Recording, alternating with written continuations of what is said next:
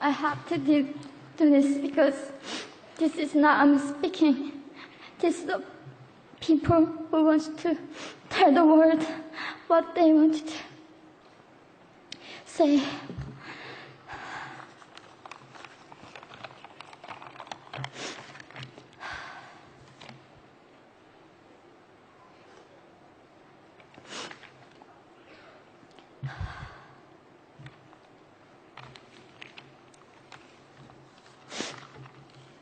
North Korea is an unimaginable country. There is only one channel on TV. There is no internet. We aren't free to sing, say, wear, or think what we want.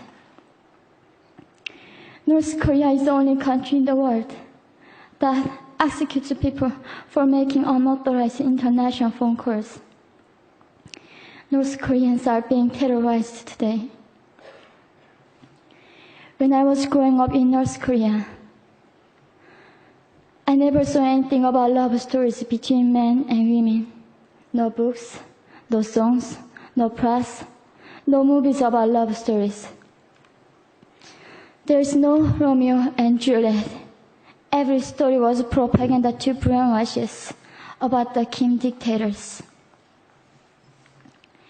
I was born in 1993. And I was abducted at birth, even before I knew the words freedom or human rights. North Koreans are desperately seeking and dying for freedom at this moment. When I was 9 years old, I saw my friend's mother publicly executed. Her crime, watching a Hollywood movie. Expressing doubt about the greatness of the regime can get 3 generations of a family imprisoned or executed. When I was 4 years old, I was warned by my mother not to even whisper. The birds and mice couldn't hear me. I admitted I thought the North Korean dictator could read my mind. My father died in China after we escaped North Korea. And I had to bury him at 3 a.m. in secret. I was 14 years old. I couldn't even cry. I was afraid to be sent back to North Korea. The day I escaped North Korea, I saw my mother raped. The rapist was a Chinese broker. He targeted me. I was 13 years old. There is a saying in North Korea, women are weak, but mothers are strong. My mother allowed herself to be raped in order to protect me. North Korean refugees, about 300,000, are vulnerable in China. 70% of North Korean and teenage girls are being victimized, sometimes sold for as little as $200. We walked across the Gobi Desert, following a compass. When they stopped working, we followed the stars to freedom. I felt only the stars were with us. Mongolia was our freedom moment. Death or dignity. Armed with knives, we were prepared to kill ourselves if we were going to be sent back to North Korea. We wanted to live as humans.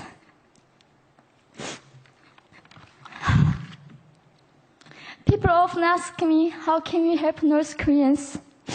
There are many ways, but I would like to mention 3 for now. 1, educate yourself so you can raise awareness about human crisis in North Korea. 2, help and support North Korean refugees who are trying to escape to freedom. 3. Petition China stop repatriation. We have to shed light on the darkest place in the world. It isn't just North Korean human rights. It's our rights that North Korean dictators have violated for 7 decades. We need governments all around the world to put more pressure on China to stop repatriation. In particular, Chinese delegates of One Young World can play a part by speaking up.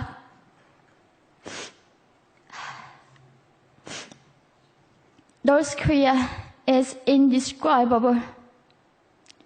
No humans deserve to be oppressed just because of their birthplace. We need to focus less on the regime and more on the people who are being forgotten. One Young World, we are the ones who will make them visible.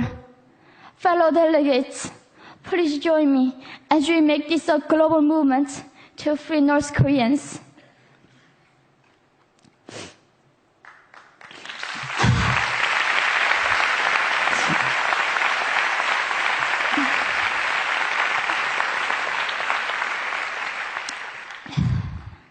When I was crossing the Gobi Desert, scared of dying, I thought nobody in this world cared.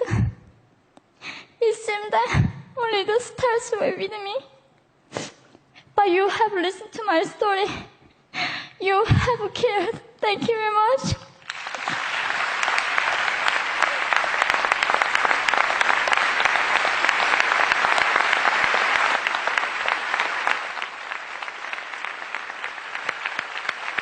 We're not going to go to the floor. Can you get